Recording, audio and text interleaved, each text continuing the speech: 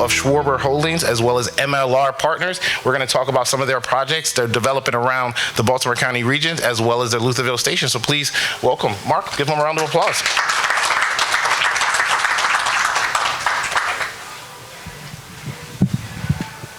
Good morning, everybody. Good morning. Awesome. So I was excited about kind of having Mark here because real estate and kind of construction are really, really big topics here in Baltimore County. So we have Mark here to talk about some of his projects. But before we kind of get into that, I always kind of start by let's talking about who you are. Let's kind of talk about your origin story, kind of who you are, where you from, where you go to school, and kind of how did you become a real estate developer? Because I'm pretty sure when you were 5 years old, that wasn't on the top of your list with football player. Right. Shortstop, actually. Oh, okay. Did you have an arm though? I still do. Oh, I like it. I still do. But after 5 knee surgeries, I'm only running if I'm running for my life. Let's get I got it. Well, thank you. Yeah, so I wish I could, say an origin story as exciting as getting bit by a radioactive spider, and now I can, go through buildings and all that kind of stuff. But, I've trained as a lawyer, Baltimore, born and bred, and worked as a lawyer for just a couple years and got in the real estate business in the very early 2000s and spent about 10 years working for some of the greatest real estate developers in Baltimore, Greenberg Gibbons. At the time, it was Irwin L. Greenberg Commercial Corporation. And this morning's a little bit of a homecoming of sorts because when I was with Irwin L. Greenberg Commercial Corporation and then became Greenberg Gibbons, I was actually on the board of the chamber in the mid-2000s when I was involved in the opening of Hunt Valley Town Center, which, hard to believe, is almost 20 years old now. And I worked for St. John Properties for a couple of years, and then in 2011, so this is over about a dozen years ago, I took over as CEO of a family office real estate company called Schwarber Holdings, and then at the same time, we opened up MLR Partners on a parallel path. And made a pretty unique distinction of everything within Schwarber Holdings. It was a trust for about 40 years, so we kind of kept everything. All the real estate was basically what was owned by the trust, which did include the York Ridge Shopping Center in Timonium, which is next to the Lutherville Station Center that we'll talk about. And then MLR had exactly 0 deals in 2011.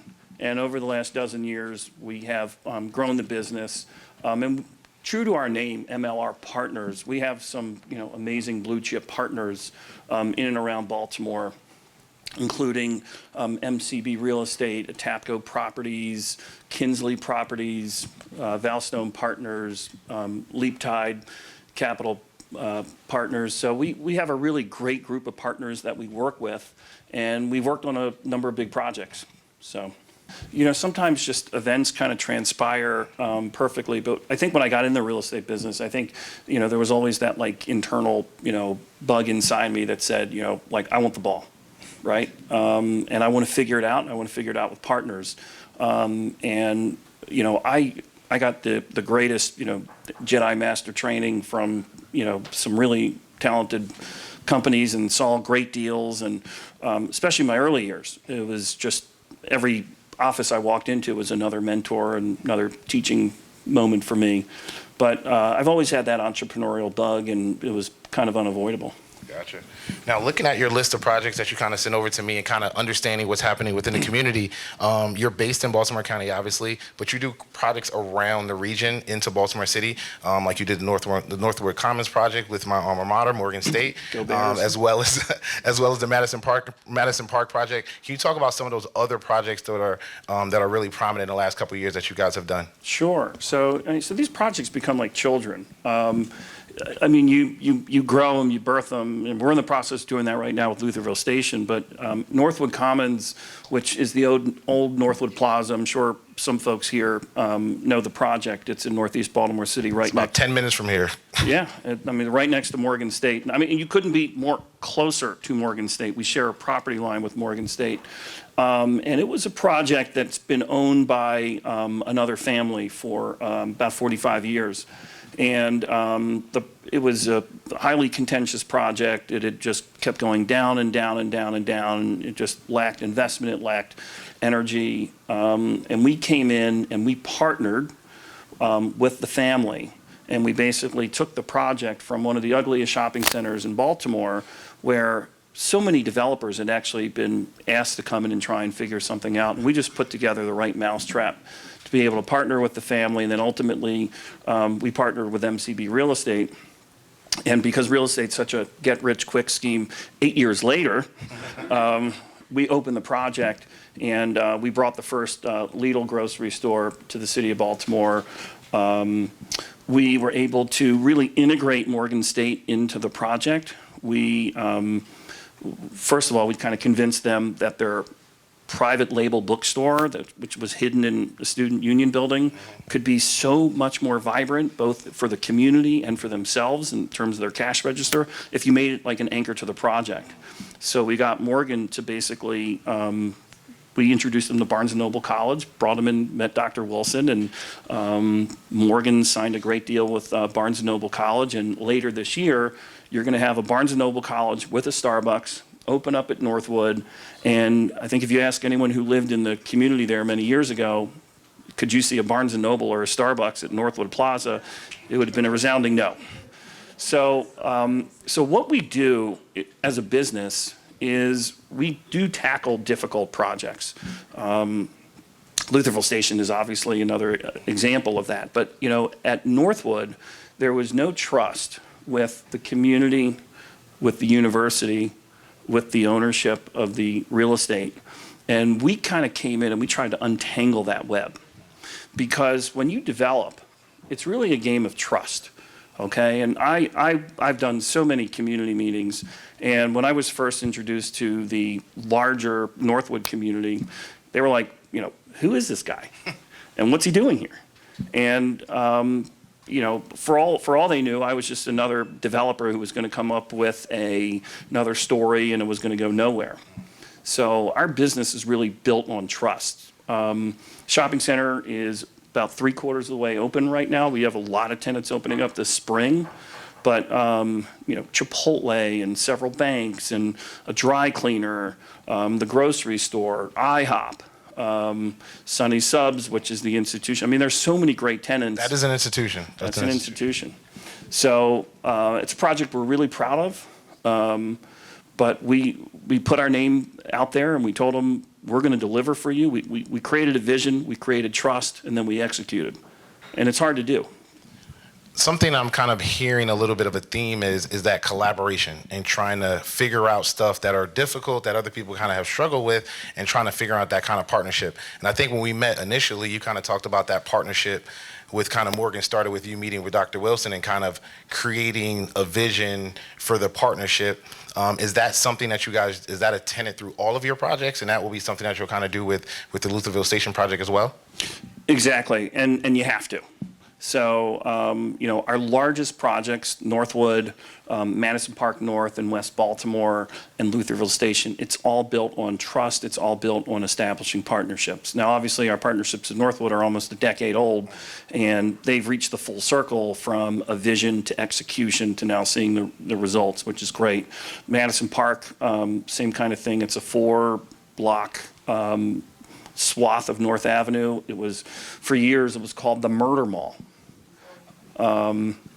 That's not a good start for any kind of project.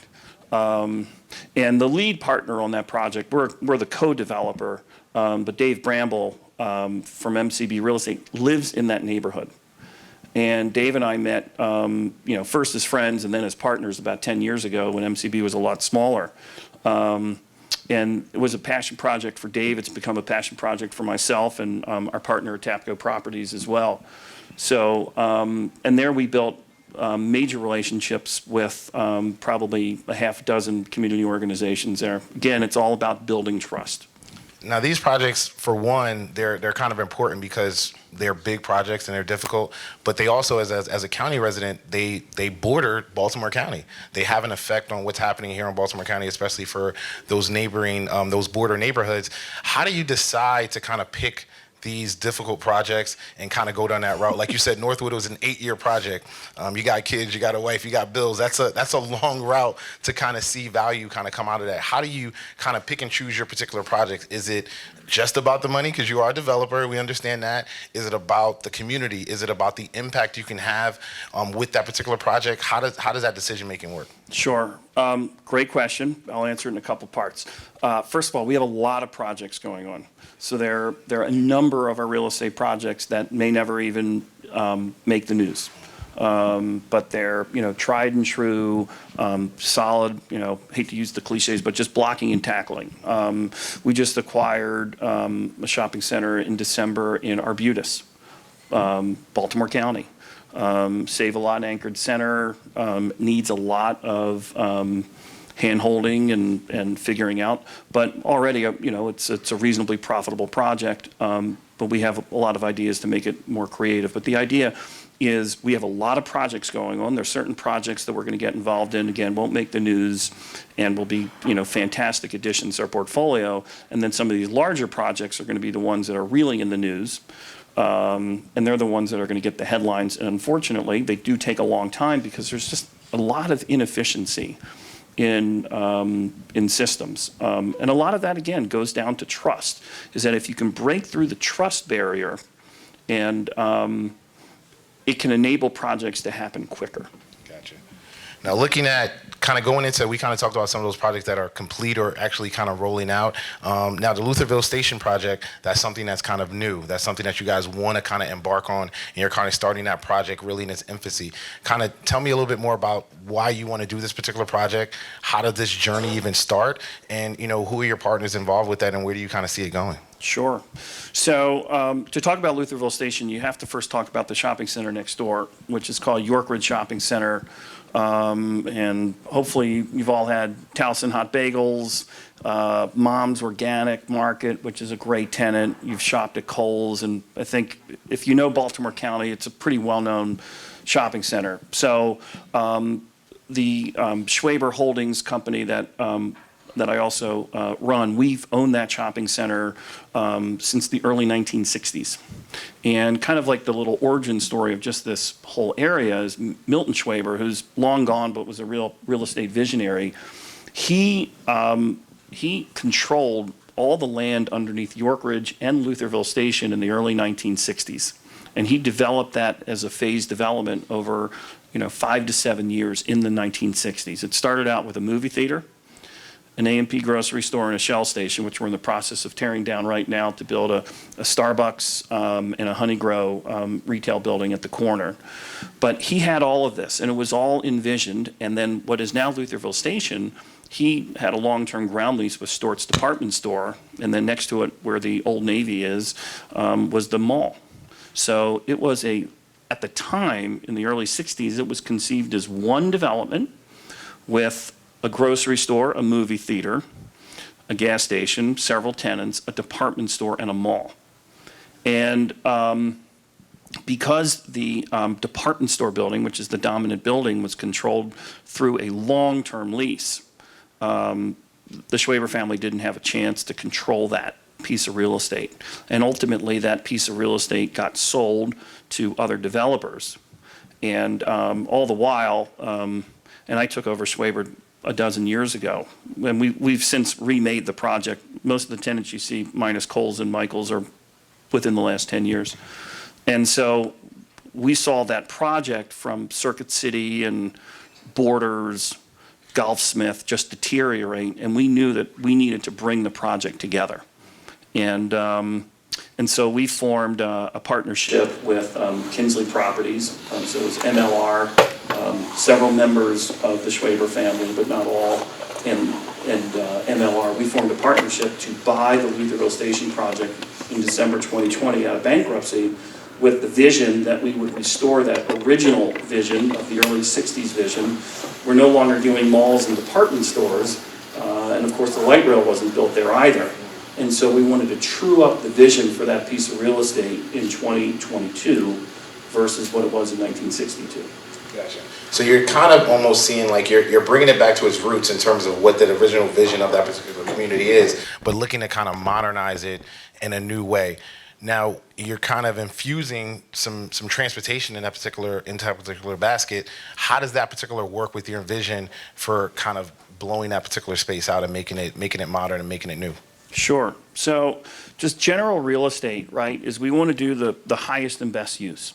And sometimes we're going to have projects that are located in a cornfield. Sometimes we're going to have projects located in the inner cities. Sometimes they're going to be next to a college like Morgan State. Sometimes they're going to be in a four-city block that used to be a murder mall. But sometimes they're going to be in a suburban market located next to a light rail station. And to ignore that reality is really ignoring your base case existing situation. So the light rail came in the early 1990s. It was not there when the property was developed, but today it is. And if you look at trends nationally, transit-oriented development is not just a buzzword, it's real. And to ignore the opportunity to create a much more robust system connecting all of Baltimore, but creating a great project. I liken, the light rail almost like it's an amusement park. Now, if you go to Disney World and there's only one ride, you may not get a lot of people going there. But all of a sudden, if you have, the Avengers and Spider-Man and Star Wars, the lines are going to be out the door, but the whole network is busy. But the analogy is if you have several nodes along the light rail system that people actually want to go work, live, visit, shop, all of a sudden that becomes a more robust network and the whole network thrives. But if we can't create robust development along the light rail network, it is not going to be a winner. So we are developing, or our vision is to develop the project as a transit-oriented development for a reason. So with that transit-oriented development, you're looking at kind of connecting and kind of infusing essentially kind of, growth or income outside of the county for residents that generally don't live in that particular, around that particular station, being able to come and participate, whether it's shopping, whether it's living, whether it's playing, is that kind of the vision of being able to kind of infuse additional capital into the space that's not already present there? Kind of, right? So the shopping is already there. Like we're not necessarily looking to do another 200,000-300,000 feet of additional retail. We already have very successful Kohl's and Michael's. We have already a very successful shopping center. But what's missing is Class A office. What's missing is Class A market rate apartments.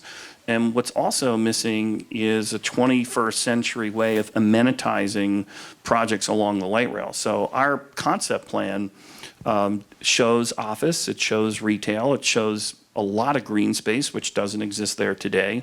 And that's an amenity for folks that work there, folks that will live there, folks that will shop there. So it's really saying in 2022, what's the ideal development or concept plan, not what it was in 1962. Gotcha. I like that. So when we're looking at that particular project and we're looking at all of these particular spaces, one of the things that I kind of looked at when you kind of showed me the project is the campus feel of it. Is you're really trying to connect the entire space together. Can you talk a little bit more about why the project is kind of designed that particular way with the additional kind of walkability and some of the kind of green spaces? So those are the things that kind of stuck out to me as far as a Baltimore County resident, is that additional walkability, having that connection between pedestrians in that particular area. Can you talk a little bit more about why you kind of added that to the project as well? Sure. So it's all about creating a sense of place. And, in prior decades, we were much more vehicular oriented, big parking fields. We weren't going to have shopping. Tenants just want like a huge parking field in front of their property, and that's it. As retail's gotten a lot more competitive, the landscape has changed a little bit. We need to entertain the customer. We need to entertain the resident. We need to create a reason for being. All of you came here this morning, either could have done this through Zoom or not come at all, but there was like a reason why you came here. You wanted to meet people, you wanted to connect, you wanted to learn, you wanted to be outside of your home. And so same thing in curating projects is you have to create a reason for being there. So by having a campus feel, green space, connection between the York Ridge Retail Shopping Center and Lutherville Station, we're creating a real reason for people to be here, stay longer, shop more, work here, live here that doesn't exist today. So when I'm hearing that, okay, I'm looking at new residents, because you're talking about office space, you're talking about residents in terms of apartments. This project obviously is going to have an impact on our economy. Can you talk about what does that impact look from your kind of perspective in terms of what the project is going to have for Baltimore County? Well, it can be huge. So, just on the real estate alone, we bought the real estate for $9 million.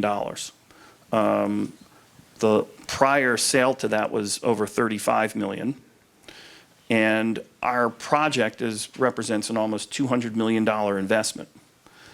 So when you want to talk about creating an economic engine and what's going to really generate a lot of tax revenue for the county and tax revenue for the state, and when we talk about growing Baltimore County, okay, well, to grow Baltimore County, obviously, we need more revenue. We need more bold projects. This is one of those answers.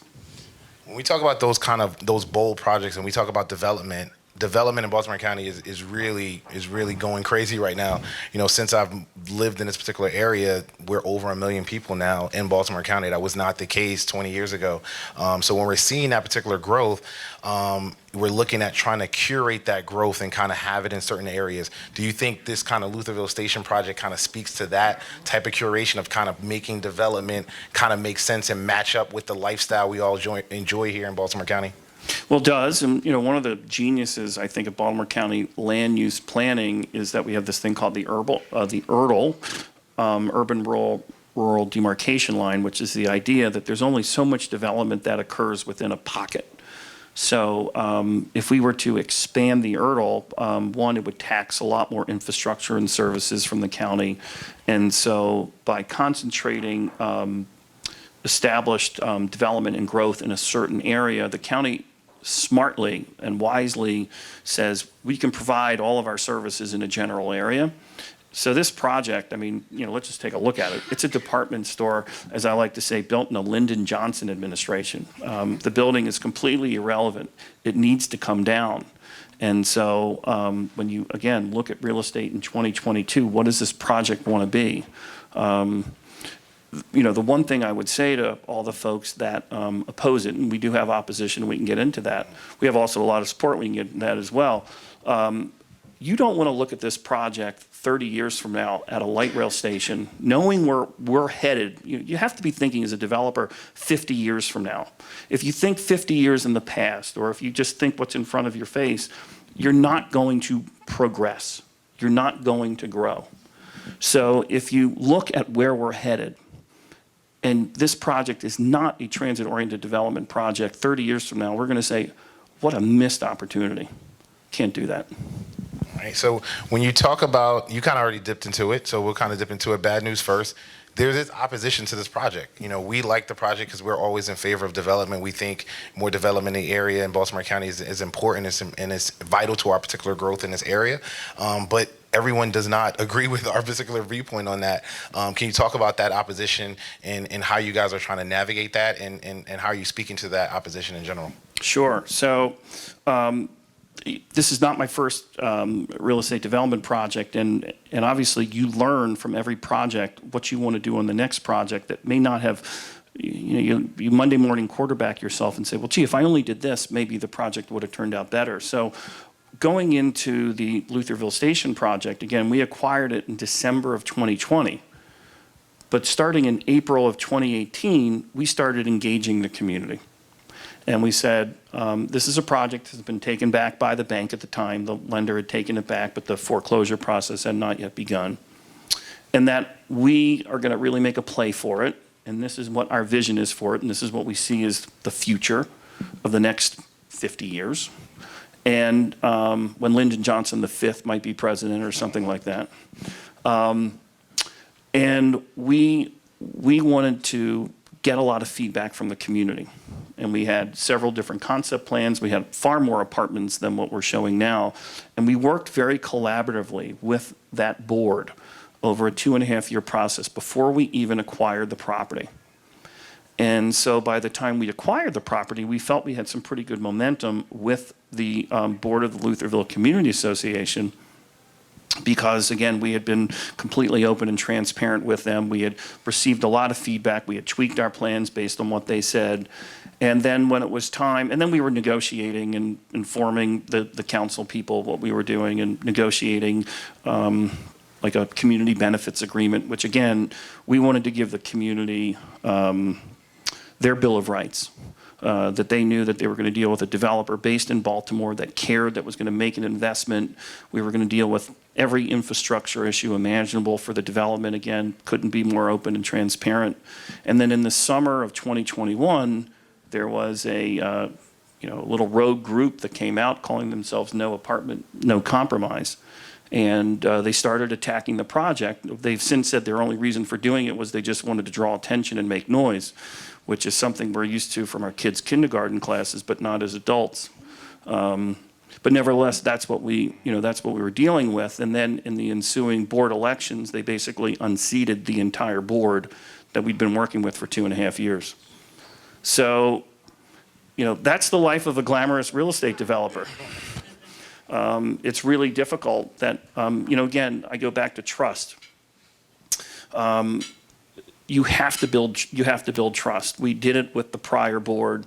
We'd love to be able to do it with the current board and all the community leaders. And since then, new organizations have sprouted up, basically in opposition to the opposition. And that's where we are today.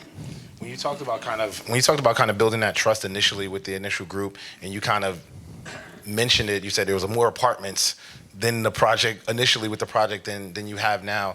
What were some of those concerns, and how did you kind of bake some of those concerns into the revisions of the project like you did in terms of the apartments initially? Sure. So first of all, we started with 560 apartments, which blew everyone's mind at the time, and we've since reduced that range to 400 to 450 apartments.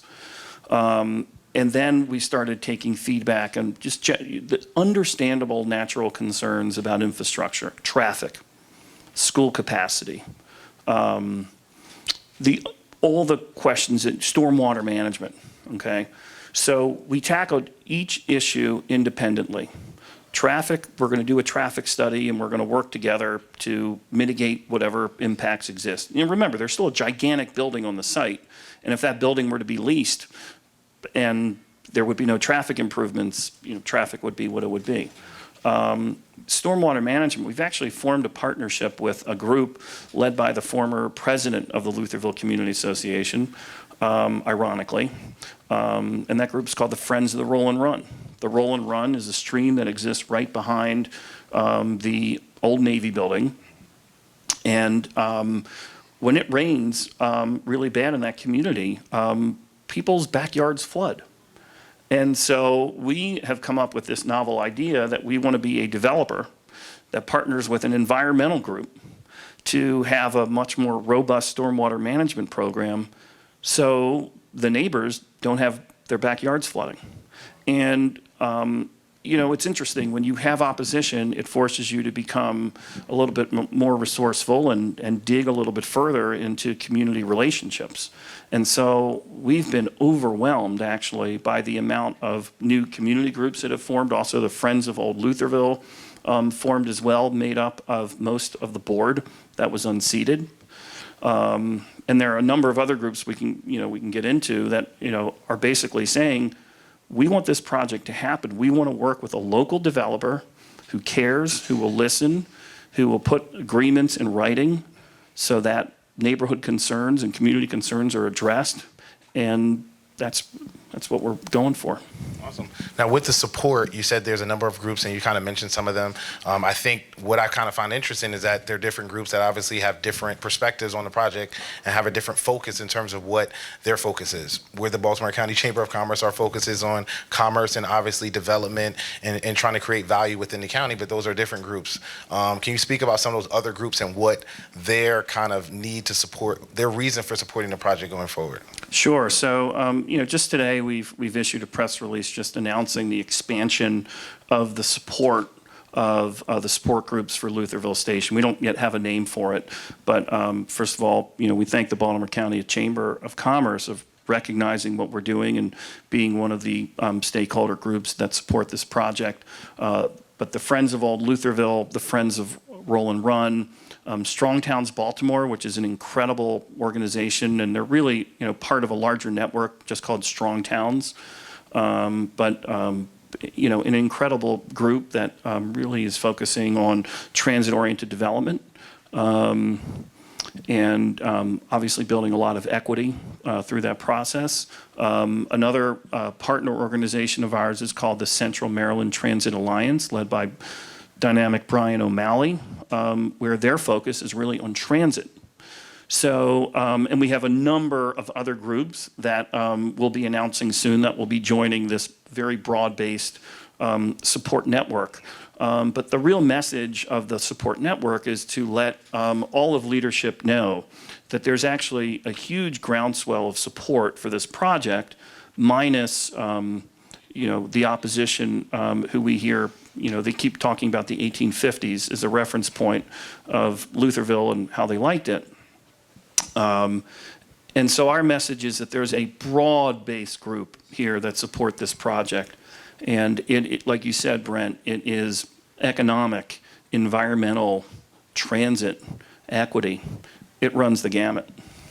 Now, before we kind of open it up to Q&A, I'm kind of respectful for everyone's time here. Do you have a last few comments about the project or MLR in general? Not really.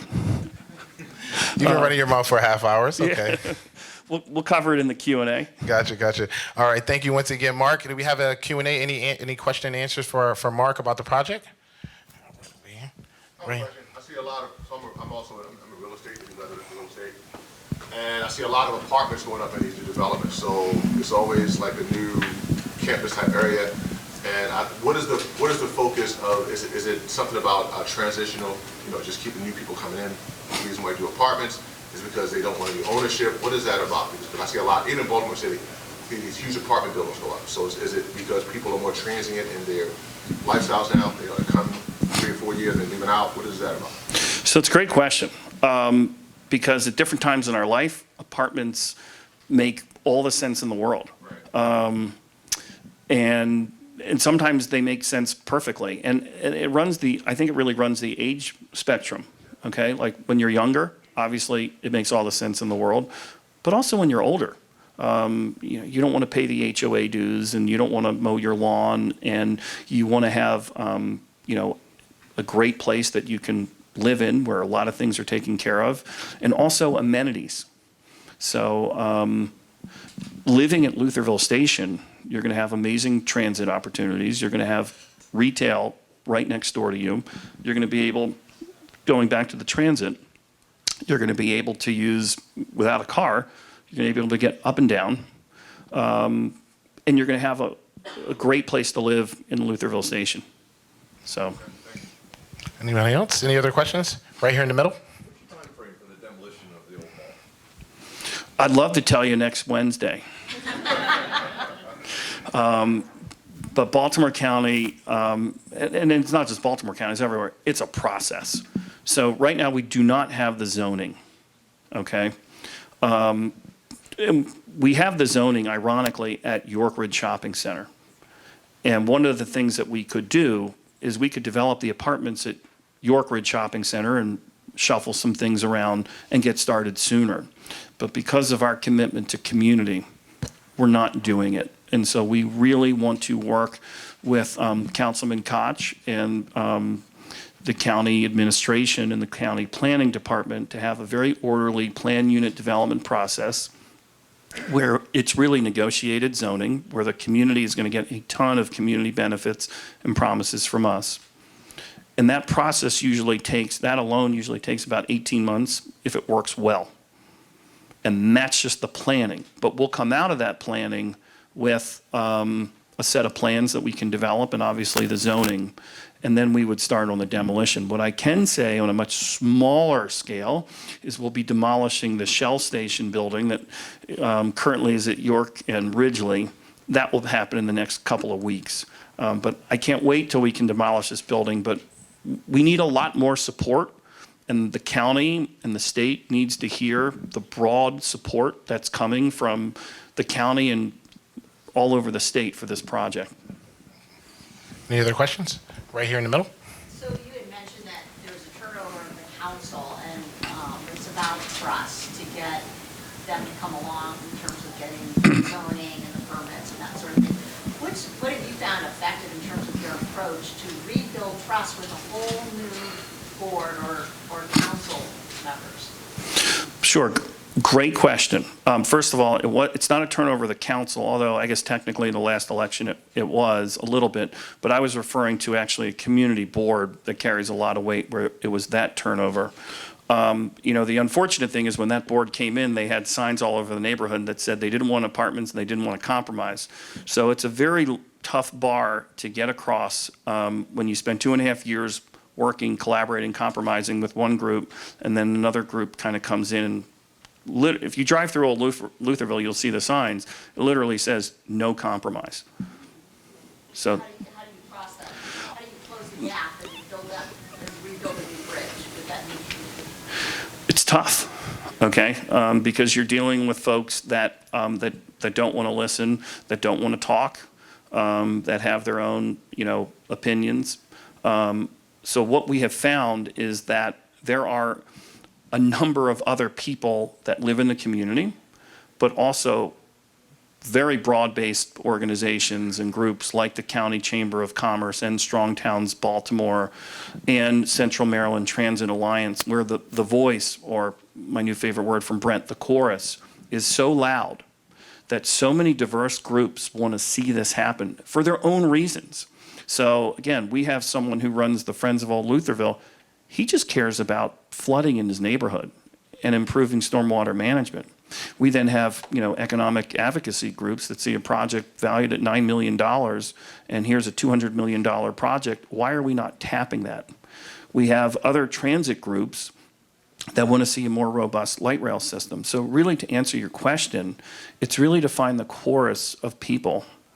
Again, the end result might be the same, which is a completed project, but how we get there for different reasons, transit, environment, economic development, those reasons are different. So we're building a coalition of a lot of groups that want to see this happen. Right here in the middle. You said that one of the objections that some of the community have pushed out is how it affects school capacity in the area. Can you speak a little bit how you would kind of justify or meeting those objections, So good question. Like traffic, school capacity is very data dependent.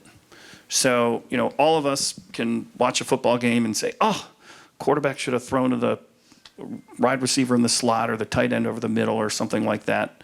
And a lot of the community groups, or this one, they're raising that as an objection, but we actually provided data from the county. It's a very black and white, just data showing what it actually is. And there was no adverse impact. So again, so many Monday morning quarterbacks, or whatever you want to call it, will say things. And our whole big push on Lutherville Station is look at the issues, look at the facts. Don't just make a statement and not have any data to back it up. Look at what's really happening. And so we invite the opportunity to be able to provide data and information that support the facts. Other questions? Right over here to the right. Even on the obstacle that I'm hearing in regards to the project, the Lutherville Station project, what is the projection in regards to completing the project right now? Well, it's all about getting started, okay? And so and if I heard your question, you said, what's the projection to completing the project? Well, we can't get started on the project till we have zoning, so it's all a process. First, we need the zoning, and that's going to happen, that's going to come from Baltimore County, okay? Then we have to put together our plans.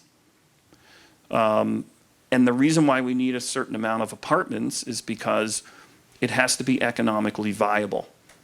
The reason why we need a certain amount of office buildings, we hope people are going back to the office, we think this is a phenomenal office site, is we need the demand.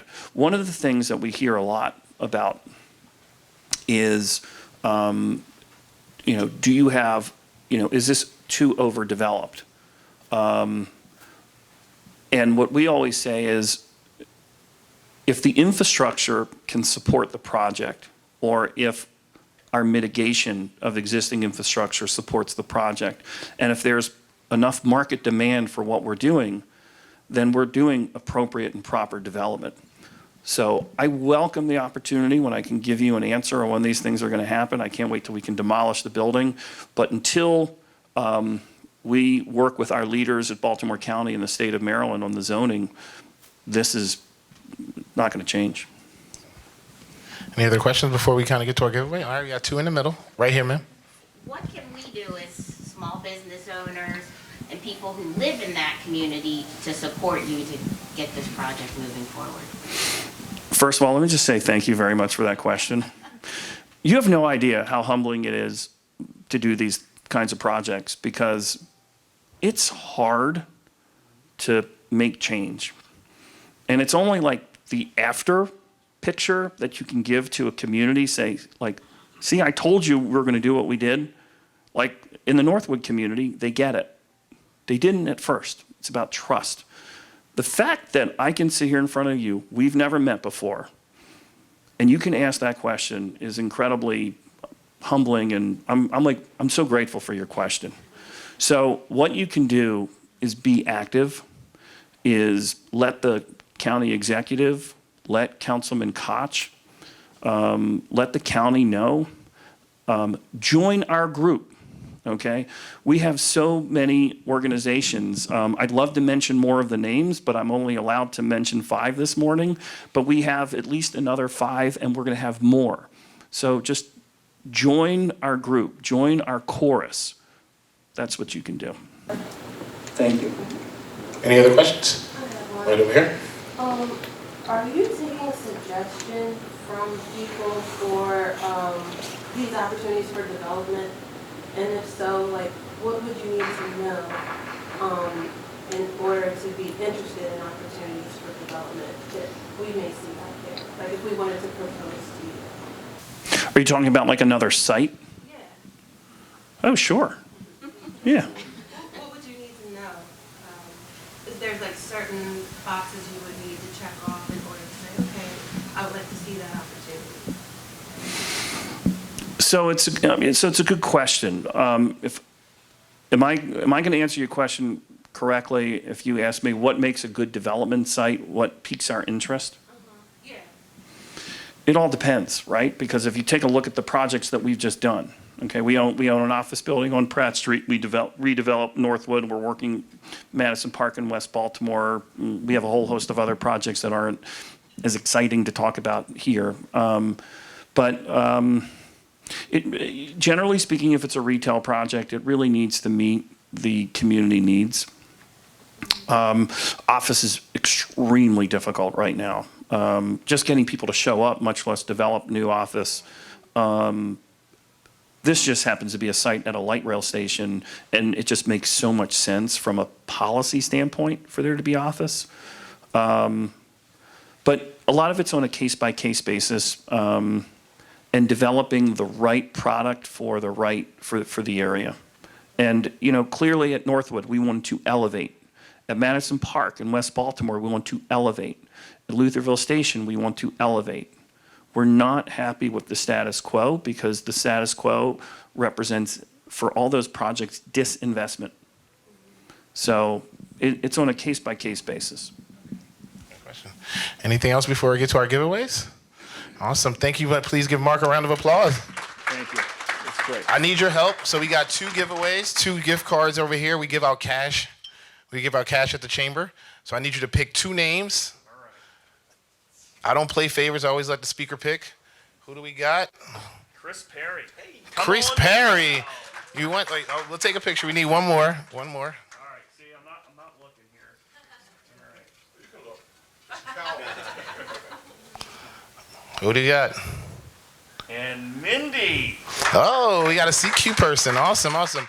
Once again, I want to thank everyone for coming out. Our next event will be on April 6th, or so our Orioles opening day watch party at Citron Restaurant. We have early bird tickets available for that. We'll have some awesome giveaways, some Orioles themed drinks. We'll have some gourmet ballpark fare. It's going to be really, really a great time. So if you don't want to trek all the way down to the stadium and you don't have season tickets, come hang out with us in Baltimore County. It'll be on April 6th from 3 to 5. I'm giving you a reason to leave work. Like, you got to take it. I'm giving you a reason. So please put that on your agenda. And our next monthly member breakfast will be that following Thursday. So look out for those registrations. And please give Mark one more round of applause. Appreciate you, man.